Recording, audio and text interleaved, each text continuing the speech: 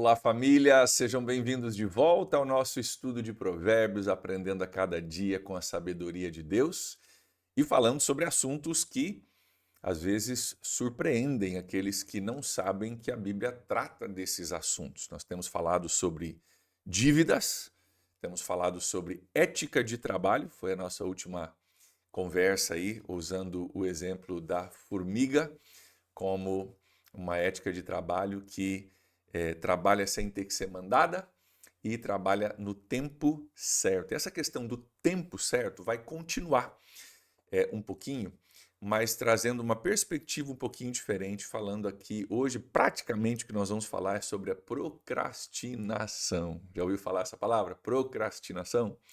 É aquela tendência que alguns têm mais, outros têm menos, de você deixar para depois aquilo que você não quer fazer. Note que eu falei deixar para depois, ou seja, não fazer no tempo certo. Não fazer quando deveria ser feito, mas deixar para depois. Que conecta com a lição da formiga. A formiga, ela acumula os seus, né, a sua comida no verão e até a colheita, porque não adianta ir tentar achar comida no inverno, não vai ter, né? Você está fazendo a coisa certa no tempo errado. Então não é só fazer a coisa certa, é fazer a coisa certa no tempo certo. E hoje nós vamos continuar falando sobre a procrastinação, que é a gente acabar fazendo a coisa certa às vezes, mas no tempo errado. E por falar em tempo, Provérbios vai deixar claro para nós que quando a gente escolhe o caminho da procrastinação, em pouco tempo a pobreza nos sobrevém. Vamos ler juntos? O versículo-chave é o versículo 11, tá? Mas nós vamos olhar do 9 ao 11, porque o pensamento ele é difundido nesses versículos todos. Vamos olhar rapidinho. Olha só. Até quando você vai ficar deitado preguiçoso? Então, já sabemos aqui com quem que ele está falando, tá? Ele está falando daquele que tem preguiça, ok? Até quando você vai ficar deitado preguiçoso? Quando se levantará do seu sono? Tirando uma soneca, cochilando um pouquinho, cruzando os braços, um pouco os braços para descansar, sua pobreza o surpreenderá como um assaltante, e a sua necessidade lhe sobrevirá como um homem armado. Vamos entender o que ele está falando aqui. Então, conectando com ética de trabalho, ele deixa claro aqui que ele está falando com o preguiçoso. Mas, ao falar com o preguiçoso, ele também está falando comigo e contigo. Ele está nos dando a oportunidade de olhar a vida do preguiçoso e o resultado disso, né? A pobreza que o surpreende, né? E está nos dando a oportunidade de a gente aprender a não ser preguiçoso. Então ele está falando com um público, mas a gente que está ouvindo, a gente que está assistindo essa fala tem oportunidade também de aprendizado. E ele diz, né? Até quando você vai ficar deitado preguiçoso? Até quando você vai ficar no seu sono, sua soneca, cochilando, cruzando os braços para descansar? Então ele fala de sono, fala de soneca, fala de cochilo, fala de cruzar os braços, fala de descanso. E a gente precisa entender a primeira coisa aqui. Esse provérbio não está falando contra você descansar, tá, gente? Nós precisamos de descanso. Deus nos criou com a necessidade da gente dormir, da gente descansar, da gente se recompor. Isso é bíblico, isso é correto, isso é necessário.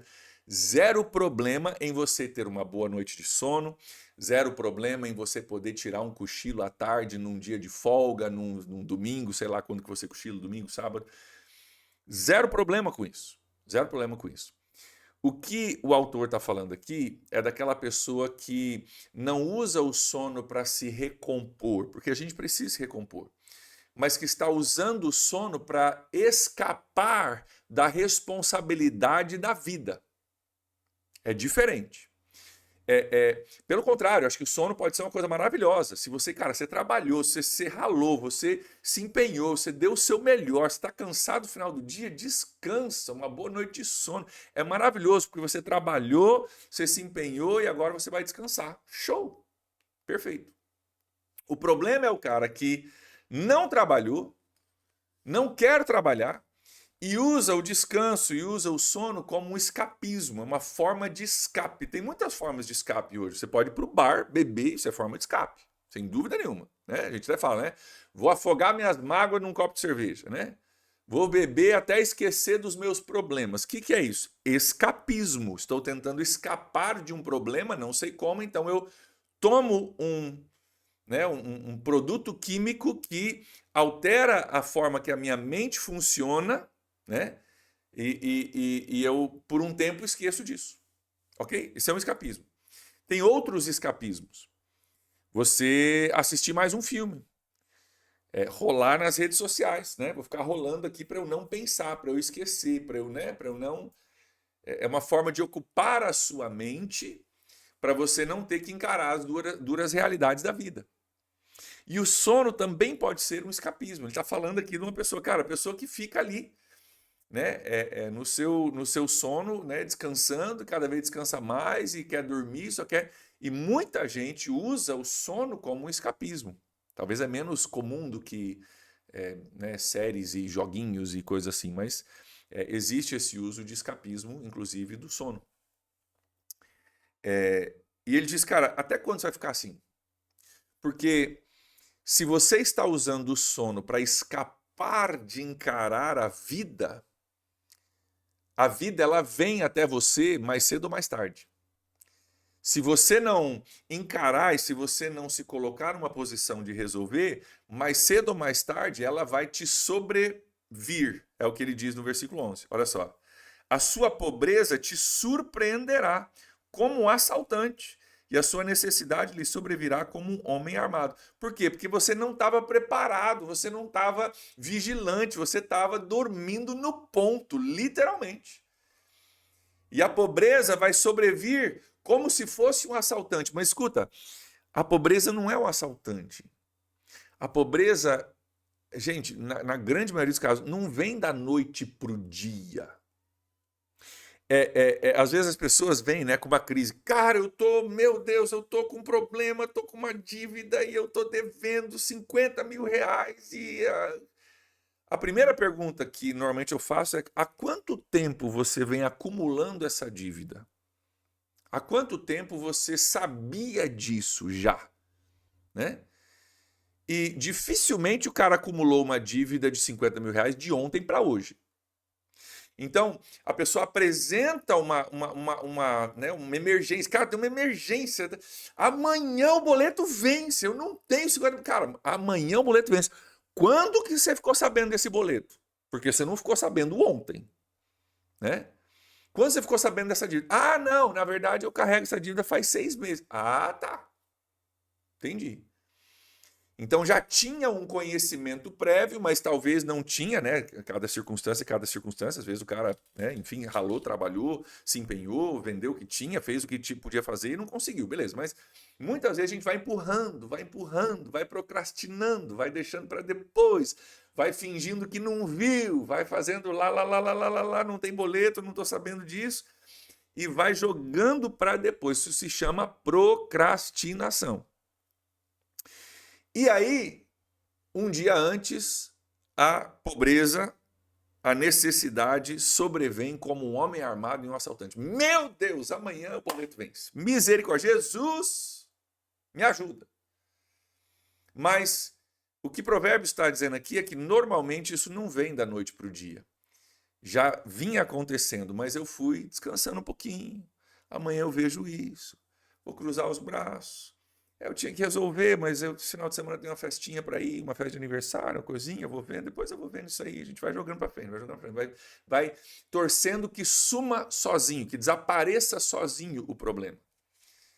E a gente não encara as circunstâncias. Ele diz, cara, até quando? Até quando você vai ficar deitado, preguiçoso? Quando você vai se levantar do seu sono? Ou seja, tá na hora de acordar já. Ei, tá na hora de acordar. Vamos. Ó, já deu descanso. Você precisa descansar, beleza, já deu. Você ficou chocado com o boleto que veio, maravilha, choca mesmo, mas ó, bora, levanta e vamos trabalhar, vamos para cima, vamos vender o que tem que vender, vamos resolver as coisas, vamos pedir ajuda, vamos refinanciar, vamos fazer alguma coisa, mas tá na hora de acordar já. Ele tá dizendo, cara, até quando você vai ficar dormindo? Não deu. Não dá mais tempo. Não dá para ficar jogando para frente, dá para procrastinar mais. Só tirando uma soneca, dando uma cochiladinha. E o boleto, ó, o tempo tá correndo. Você tá cruzando os braços para dar uma descansadinha. Sabendo que existe um boleto a ser pago. Vamos lembrar, né, do capítulo 6, só nos versículos que a gente leu há 2 dias atrás, né? Se você se tornou fiador de alguém, cara, livre-se como a gazela se livra do caçador. Versículo 5. Como a ave do laço que pode prender. Cara, dá teus pulos. É o que ele diria aqui. Cara, dá teus pulos, resolve, corre atrás, dá um jeito. Não vai ser fácil, não vai ser do dia para a noite, mas dá teus pulos. Tá? Ele não está falando aqui, gente, no sentido de dar teus pulos, no sentido se vira, você, eu não quero saber. Não está falando de a gente não ajudar um irmão em necessidade. Está falando disso. Está falando, cara, eu posso ajudar, mas o irmão, que é o dono da dívida, tem que ser o cara mais preocupado do que eu com a dívida dele. O irmão tem que ser o cara que está mais se empenhando para resolver do que eu para tentar ajudar ele. Então, cara, dá teus pulos, vamos para cima. Até quando você vai ficar deitado? Se você ficar cruzando os braços para descansar, versículo 10, versículo 11, a sua pobreza vai te surpreender. Meu Deus, como que eu fui parar aqui? Né? Fiz lá o financiamento da Crefisa. Gente, você vê Crefisa, passa longe. Tá? Nada contra a empresa, é contra esse tipo de negócio. Passa longe. Porque você empresta 100, no final do empréstimo você pagou 500. Né? Meu Deus, como que veio parar como veio ficar de R$500 essa conta? Pois é, eu emprestei 100, pois é. Então, a sua pobreza surpreenderá como um assaltante, a sua necessidade lhe sobrevirá. Por quê? Porque a gente cruzou os braços, a gente deixou para depois. Isso é muito, muito complicado. Uma das características desse preguiçoso é o desejo dele, ele se recusa a encarar a vida. Se recusa a encarar a vida.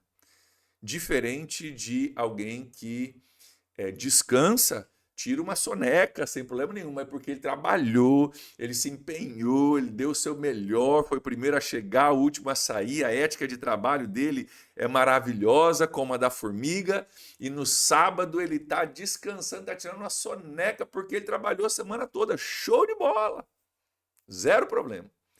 O problema é quando nós usamos isso como uma válvula de escape para não encarar algumas coisas. E aí o Provérbios diz, né, vai vir como um homem armado. Olha só, sua pobreza virá como um assaltante, necessidade como um homem armado. O que está falando aqui do homem armado? Porque o que acontece quando você é abordado por um homem armado? Nunca aconteceu comigo, espero que nunca aconteça contigo, né? E nem comigo. Mas o que acontece se você é abordado por um homem armado? Você se rende, não tem o que fazer. Não tem argumento, não tem conversa. Cara, não tem o que fazer. Estou rendido. Está dizendo isso, cara, a sua necessidade, se você não agir agora, a sua necessidade, quando o boleto vencer, não vai ter o que você fazer. Você vai estar rendido, você vai estar entregue. Você não tem argumento, você não vai ter nada para fazer, vai ter que se entregar para aquilo. Então, é melhor que você encare a dificuldade hoje, é melhor que você se empenhe hoje do que você tentar escapar, usando sono, usando um vício, usando uma série, usando joguinhos, usando comida. Tem muitas formas que a gente usa de escape. Mas é melhor que você encare a dificuldade hoje e você lide com ela do que depois você ser rendido pela pobreza e pela necessidade. Então, queridos, que sabedoria, né? A gente sabe que é correto. Eu não preciso dizer para você, isso aqui é o jeito de... Você sabe que esse é o jeito certo de viver. E o livro de Provérbios já vinha descrevendo isso há quase 3.000 anos atrás. E que Deus nos ajude a nós sermos esse tipo de pessoa, que não procrastina, que não deixa para amanhã uma coisa que eu preciso resolver hoje. Para que, olha só, o desejo de Deus é que você não seja surpreendido, você não seja rendido por uma situação que você deveria ter resolvido lá atrás, poderia ter resolvido, poderia ter se livrado dela, mas você foi jogando para frente, jogando para frente, jogando para frente, chega um ponto que a conta vem. E aí você está rendido, você não tem o que fazer. Deus não quer que você seja rendido por circunstâncias. Deus quer que você lide com circunstâncias, ainda quando são pequenas, né? antes que o monstro cresça e se torne algo que você não consegue dominar. Então, que Deus nos ajude nesse sentido e que nós possamos trazer isso, aplicar isso à minha vida, à sua vida também. Vamos orar por isso? Pai, muito obrigado, porque nós sabemos que isso é verdade. E ao mesmo tempo, nós admitimos, Deus, que é fácil falar e difícil fazer. Eu oro, Deus, para que o Senhor mostre para nós se existe alguma área nas nossas vidas onde nós estamos usando de um escapismo. Eu oro que isso se torne claro para quem está me assistindo hoje, Deus. Se tem alguma área onde a gente está usando para fugir de problemas, que nós possamos ver. Mostra agora, Deus.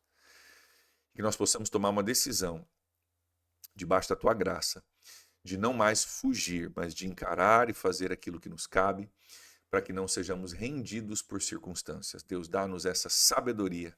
Afasta de nós, Deus, a procrastinação, em nome de Jesus, e que nós possamos viver a nossa vida guiado pela Tua sabedoria e encarando a vida com a Tua graça, com a Tua força, em nome de Jesus. Pai, peço Tua bênção sobre os meus irmãos que estão me assistindo, sobre o seu dia, seu lar, seu trabalho, sua família, seus afazeres, suas lutas. Deus, fortalece e nos ajuda. Nós oramos em nome de Jesus. Amém. Amém, queridos. Abraço para vocês. Deus abençoe. Até a próxima.